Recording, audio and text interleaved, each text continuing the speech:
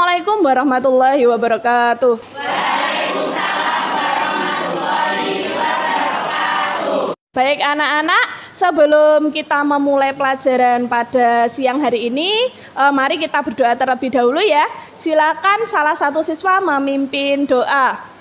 Berdoa mulai. Bismillahirrahmanirrahim. Rabbi zidni ilma warzuqni fahma. Amin ya rabbal alamin. Sebelum kita memulai pelajaran pada hari ini, saya ingin lihat, coba dicek ya di bawah mejanya atau di lacinya mungkin ada sampah yang berserakan, silakan diambil untuk dibuang di tempat sampah.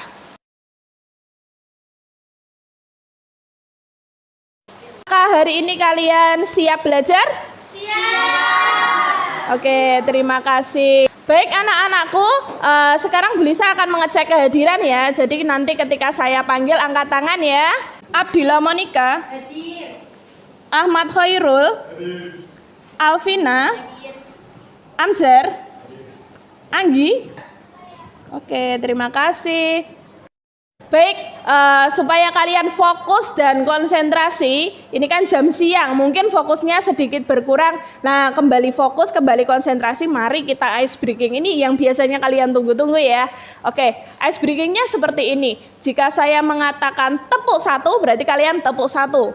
Tapi jika saya mengatakan satu, ya jangan tepuk, karena tidak ada perintah tepuk. Oke, saya mulai ya. Tepuk satu, tepuk dua, tepuk tiga, dua. Oke, tepuk tangan untuk kalian semua. Mungkin dari kalian ada yang bertanya, Bu, untuk apa sih kita mempelajari matematika, Bu? Nih, saya akan memberi motivasi ya. Jadi, hikmah mempelajari matematika itu apa? Membuat kalian pantang menyerah. Tujuan pembelajaran kita pada materi dimensi 3 ini apa sih? Yang pertama adalah melalui bahan ajar, kalian dapat mengidentifikasi fakta pada jarak dalam ruang secara kolaboratif, kreatif, dan kritis. Apa sih manfaat kita mempelajari materi dimensi 3? Kalian bisa menyimak video berikut ini. Halo teman-teman, jumpa lagi dengan Media Matematika. Kita akan menghitung jarak antara dua titik dalam ruang dimensi 3. Untuk meningkatkan sistem keamanan, pemasangan kamera CCTV bisa menjadi alternatif. Contohnya,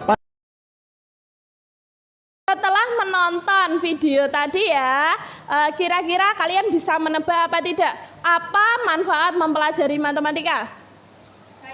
Ya, silakan. Manfaatnya dalam pemasangan CCTV sehingga objek yang ada di dalam ruangan dapat terlihat. Betul sekali, tepuk tangan untuk Mbak Eva ya. Jadi untuk pembelajaran kita kali ini apa saja sih Bu agendanya atau kegiatan pembelajarannya? Yang pertama, kalian menyimak video tentang pencemaran lingkungan. Sebelum kita masuk ke pembelajaran inti, silakan kalian membuka kuisis yang sudah saya share di grup WA. Itu sebagai apersepsi atau mengingatkan kalian tentang materi yang sebelumnya kalian dapat di SMP tentang teorema Pythagoras.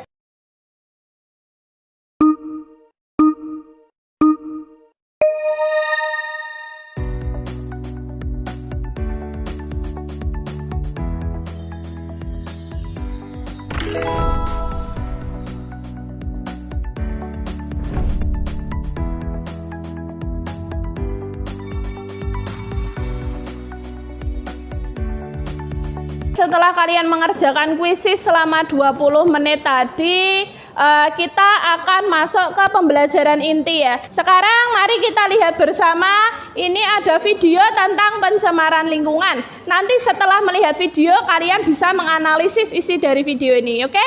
Silakan disimak.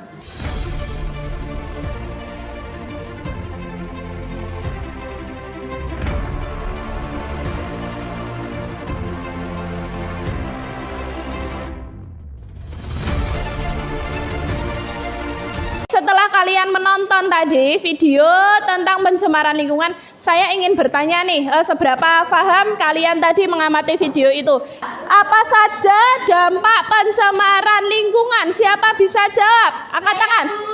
Ya, silakan Mbak Abdillah.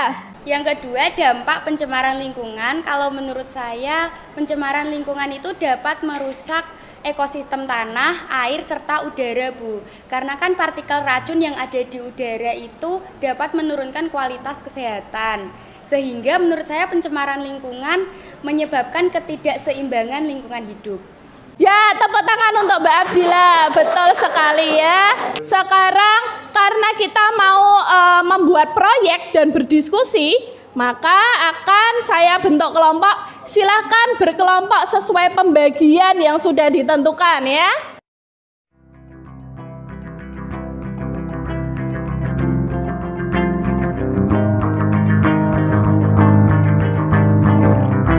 Nah, sekarang siapkan alat dan bahan yang dibuat untuk proyek. Peralatan alat dan bahan sudah kalian siapkan. Lalu berikutnya kita menyusun jadwal terlebih dahulu ya, biar proyek yang kita kerjakan itu tercapai sesuai jadwalnya. Kita masuk penggunaan software GeoGebra untuk menentukan luas permukaan bangun ruang ya.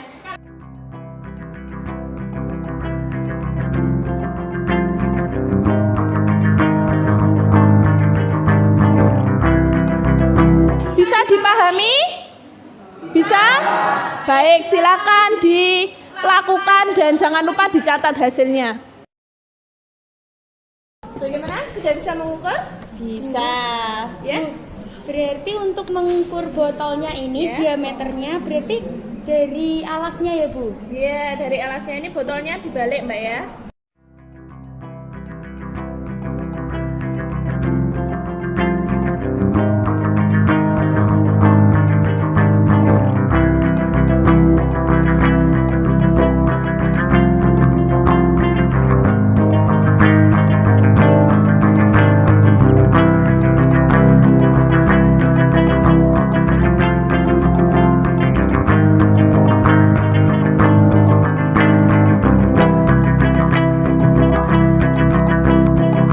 Nah, di sini kita mempelajari yang namanya dimensi 3 ya, menentukan jarak antara dua garis sejajar.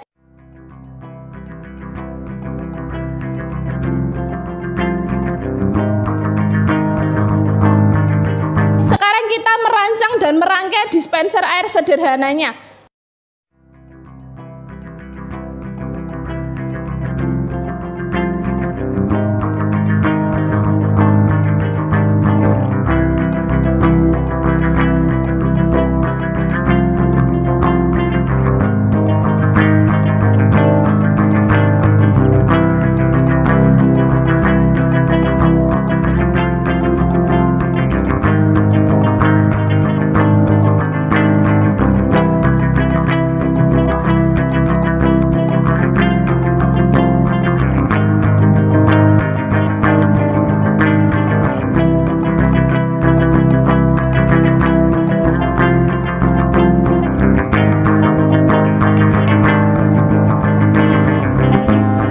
Berhasil, keren. Coba deh kalau kita tutup lagi. Udah. Wah, airnya berhenti mengalir. Jadi kalau tutup botolnya dibuka, dia airnya bisa keluar.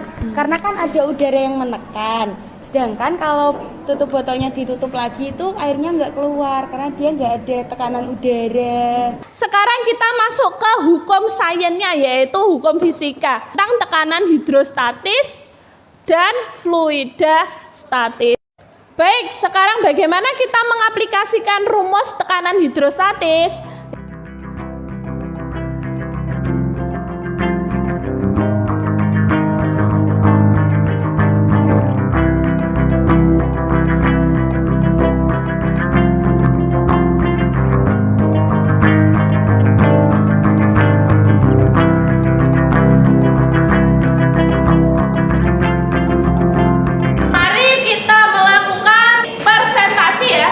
Kelompok berapa kira-kira yang maju duluan?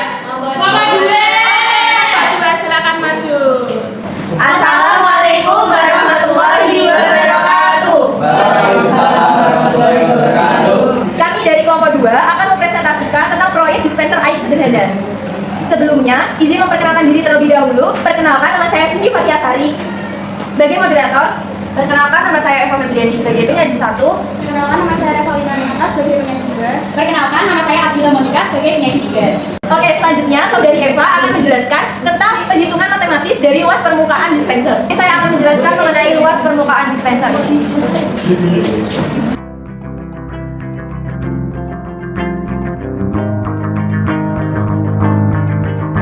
Teman akan saya jelaskan kembali setelah saya tuliskan mengenai luas permukaan dispenser. Nah, luas permukaan dispenser sudah kita ketahui diameter botolnya ada 7 cm. Yang kedua, ada tinggi dari botol tersebut ada 24 cm. Lalu ada tinggi gelas yaitu 10.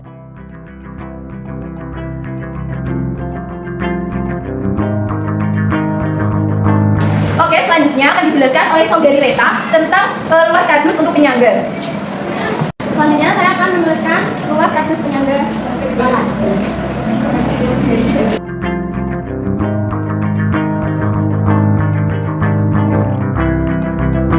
Jadi, botolnya sama dengan H sama dengan akar V kuadrat ditambah T kuadrat. Oke, tadi udah dijelaskan oleh Saudari Reta tentang luas kardus untuk penyangga. Selanjutnya akan dijelaskan oleh Saudari Dila tentang mempresentasikan tentang tekanan hidrostatis dan debit air. Oke teman-teman, selanjutnya saya akan menjelaskan tentang tekanan hidrostatis dan juga debit air. Nah, sebelumnya izinkan saya menuliskan terlebih dahulu ya.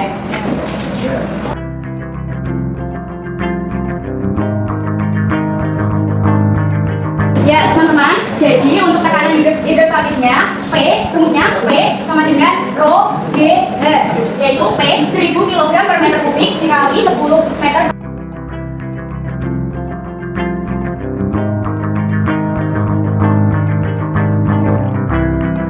Yang terakhir, kami akan melakukan percobaan terkait dispenser air sederhana yang telah kelompok kami buat. Nah, jadi jika tutup botol dari dispenser ini dibuka, minta tolong dibuka teman-teman. Nah, bisa dilihat ya teman-teman, jika tutup botolnya dibuka, airnya akan keluar dari selang dikarenakan ada udara yang menekan air dalam botol. Dan sekarang ditutup kembali botolnya, airnya akan berhenti mengalir dari selang dikarenakan tidak ada udara yang menekan air dalam botol. Itulah yang dinamakan tekanan hidrostatis. Oke, jadi sekian presentasi dari kami. Silakan jika ada pertanyaan dan tanggapannya. Saya mau tanya, Oke, silakan Fuadi. tekanan hidrostatis berhubungan dengan fluida statis. Nah, pertanyaan saya yaitu apa yang dinamakan fluida statis? Oke, saya akan menjawab pertanyaan dari Mas Fuad mengenai fluida statis. Jadi fluida statis itu adalah zat fluida yang dalam kondisi tidak bergerak atau bergerak namun tidak ada perbedaan kecepatan di antara partikelnya. Bagaimana, sudah bisa dipahami untuk Mas Fuad? Siap, sudah paham. Terima kasih atas jawabannya. Jadi cukup sekian presentasi dari kelompok kami. Wassalamualaikum warahmatullahi wabarakatuh.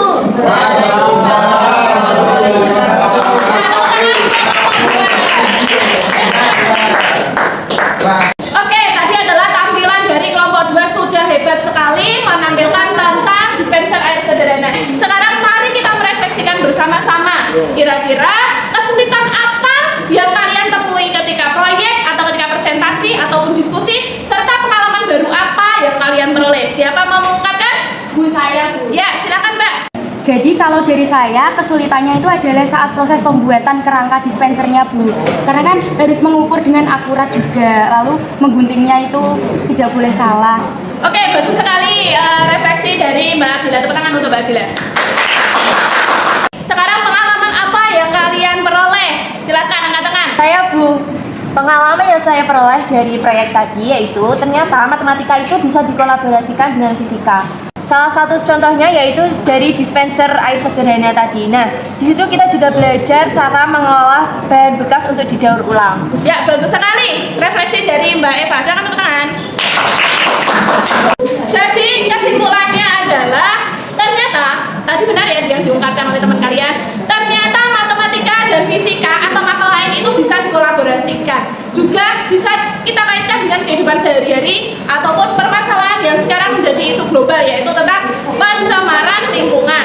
Salah satu upayanya yaitu dengan mendaur ulang barang bekas menjadikan alat tepat guna yang bermanfaat namun sederhana. Bisa dipahami ya? Bisa.